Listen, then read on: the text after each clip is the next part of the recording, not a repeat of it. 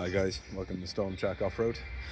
So we're here with the Storm Track Discovery now. What we're going to do is take you through the Option B bypass. Now, common faults on these, the three amigos, so we're going to show you how to fit those and fix it so you never have to worry about a certain aspect of it. Basically, the shuttle valves inside of the ABS unit do cause errors. So what we're going to do is bypass that wiring. I'm going to show you how to do that. Then if you do suffer any further ABS lights, it's more than likely just going to be a wheel bearing, and the speed sensor built into those wheel bearings which bolt on and off. So let's have a look at that now. As we look into the bonnet, you'll see we've got our ABS unit here. What we're going to do is disconnect all of this. We're going to take off the 10 mils holding these on, and then we're going to be able to lift up this ABS unit, being careful not to strain any of the brake lines.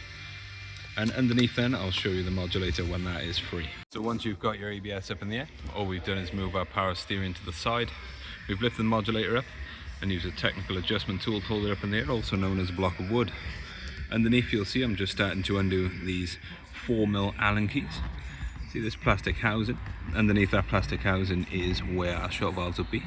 So let's get that taken off now and we'll have a look further. Okay, so with those undone from underneath, just up in there if you look, that's your shuttle valve housing. And then we should have something looking like this. So you've got the one Allen key there, one in the center, one on the outside. So what we're going to do is we're actually going to cut these wires, being very careful, cut them close to the plug.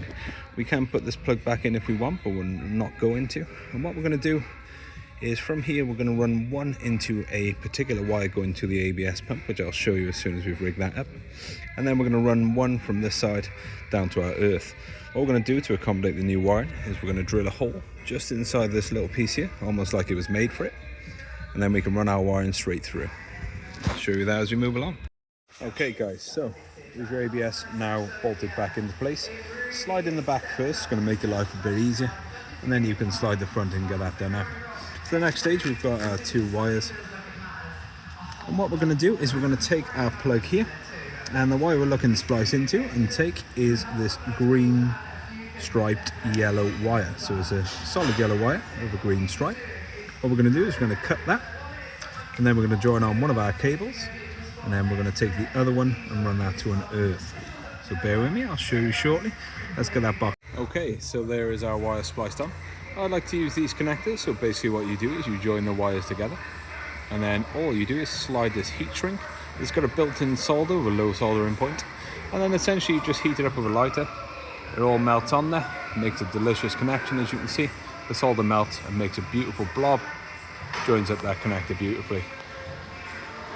So what we're going to do now is run our earth, and I'll show you where we're going to place that now. Okay, so we've run our positive feed, that's tucked away here, as you can see, all insulated and running down. And now we're going to have to put an earth. As you can see, the ABS control module is there.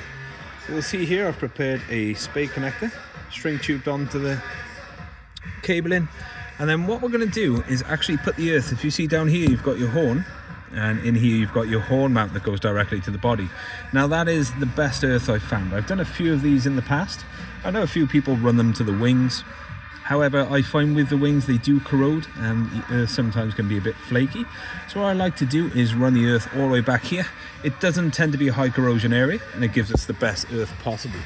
So we're going to connect that up shortly, and then we'll chase it into the vehicle, start the car, and then hopefully all of those ABS lights will be gone. Okay guys, we've just jumped inside now. We've tidied up some of the cabling. Let's have a quick look. And there we go. As you can see, all the lights out. There is your Option B bypass. Thanks for watching.